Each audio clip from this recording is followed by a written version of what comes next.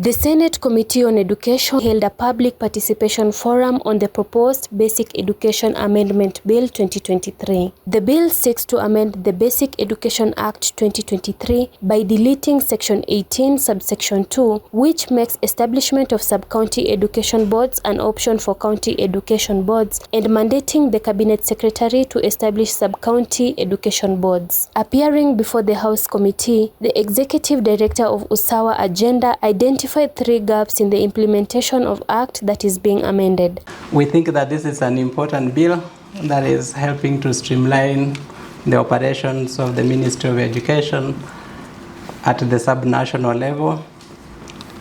And maybe 3 things I need to mention that I feel are gaps in the implementation of the bill, of the Act that is being amended. The first one is that there is still non-implementation of the 3rd schedule of the current Act, which focuses on parents' associations, and they are here, they will speak more about it themselves, especially the subsection 5 that deals with establishment of national education. Sorry, the 3rd schedule that focuses on the parents' association, and subsection 5 that focuses on the national Parents Association level. I think that that is an issue that needs to be considered as we look at the full implementation of the current Act that we are amending. I also think that the non-establishment of the national education boards is also another issue that remains unimplemented in the current Act, and its implementation will help to smoothen the implementation of the new amendment that is coming into place if this House considers and passes it. The establishment of Education Standards and Quality Assurance Commission, an issue that has even been litigated. I think it is an important gap in the implementation of the current Act. I think also that since this board that we are seeking to establish with this amendment will also govern TVET institutions, which need to link education to the labor market, that it will be important to consider having within those boards representation from the industry and not just the education sector, so that can help to be able to streamline the flow from education to the labor market. Dr. Manyasa also made key proposals which he believes will help cap the gaps. We note that the proposed change will actually do away with subsection 2, and that subsection 2 had provided that the appointment of the sub-county education office would also specify its clear functions and powers.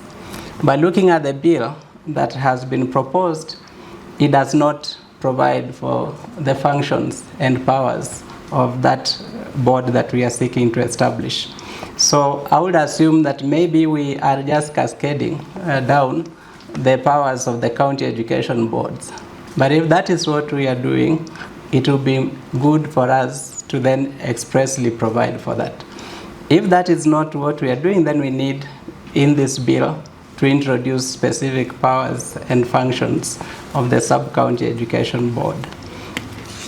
The other part that we feel we need to improve is section 18C, subsection 2.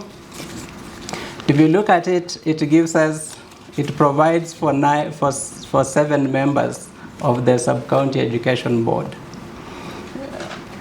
And if you look at the groups that are listed and the number of people that they are listed to nominate, it gives us 9. So there is a gap there. And we are proposing instead, so as to come to the number of 7 who are proposed in that section, that subsection 2B, we choose 1 representative of the county executive to sit in this committee instead of what is provided as the county executive committee in charge of education. Because if you look at the Act itself, the person who sits in the county education board is a representative of the county executive. So the the representative of the county executive cannot sit in the county, and then at the sub-county we want the executive himself or herself to sit. So we also think that at the sub-county we get a representative of the county executive. That is the proposal that we make. Section 2C, we would like that instead of saying a representative of TSC, that we just provide for the sub-county director of TSC or a designate. Because we already have the sub-county director of education there or a designate, we can also have the sub-county director of TSC or a designate to sit there. Section 2D, there is a provision for 2 nominees of the teachers' unions, and we are thinking we can have that changed to 1 person nominated by the teachers' unions. I'm trying to get this number back to 7 that is provided at the beginning. And then 2E, to have 2 persons who are professionals. We are amending the words a bit, proposing amendments to the wording to say 2 persons who are professionals with at least 5 years of experience based in the sub-county, nominated by the Sub-County Parents Association. We note that what is in the bill talks about PTA, and if we look at the Act created the Parents Association. That is not necessarily PTA. So we feel that since, as per the Act, we have Parents Association created from the classroom to the national level, so we expect that there is a Parents Association at the sub-county level, that the Parents Association at the sub-county level then nominates the 2 people. We are also proposing that 1 person nominated by one of the following religious organizations, that what is written in the bill is that one that had the highest registered members in the sub-county. And we feel that that is much harder to determine. It will be easier to say one that has the highest number of schools in the sub-county under its sponsorship, because we know we have religious entities sponsoring schools, and we think it is easier to determine that if there are 20 schools sponsored in a sub-county, which one of the religious groupings has the highest number of schools they sponsor, and that can then be the one that nominates a representative to represent the faith-based organizations. 18C4, we think that the chairperson of the sub-county, this talks about the qualifications. We think that the chairperson of the sub-county education board, and the requirement is that shall possess minimum qualifications of a degree. We are suggesting that this is clarified as a bachelor's degree, because now we know we have a lot of people with doctorates that have been conferred from places where it is still contentious. But if we just call it a degree, even that will be passed as a degree. So we qualify it as bachelor's degree, and we are providing that the person should have at least 5 years experience in a leadership role. So this leadership role could be in the private sector, could be in government, could be in whatever place they are employed. But if someone has been employed for many years, and wherever they're employed, no one has ever considered them for a leadership role, we shouldn't gamble on them to make them chair of this board.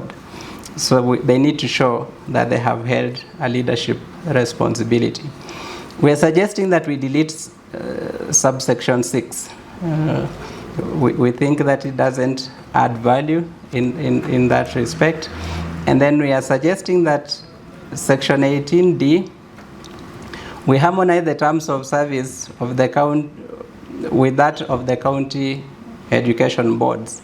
In the county education boards, as per the Act, the chairperson serves for a 4-year term, renewable once, and the members serve for 3-year terms, renewable. I suspect that renewable is continuous, because it doesn't say renewable for 1 or 2 more times, it just says renewable. I think that this will help rather than have them serve for 5 years, because sometimes in appointments we make mistakes, and if we have made a mistake with the board and they are there for 5 years, by the time they leave they will have missed education in that sub-county. Senator Professor Margaret Kamaru wondered what will happen to the bill if the proposed National Parents Association was not operationalized. In the event that the National Parents Association is not operationalized that soon, what is the implication of your recommendation?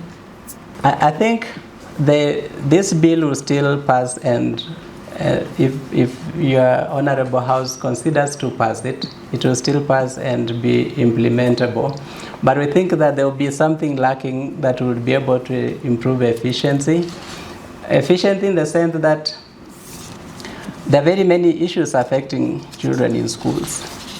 And these issues are canvassed in the school by class representatives or parents. These issues are canvassed at the sub-county level, where we are asking parents to contribute to the membership of the board. These issues are canvassed at the county level, where the parents contribute to the county education board. But these issues also need to be canvassed at the national level, and at the national level, only the National Parents Association can be able to canvass them effectively with the responsible authorities. And so we think that creation will be useful. The same to the National Education Board. We think that operationalization of a National Education Board, as was envisaged in the Act, is something that is missing at the moment, and its presence will add a lot of value to the efficiency in the sector.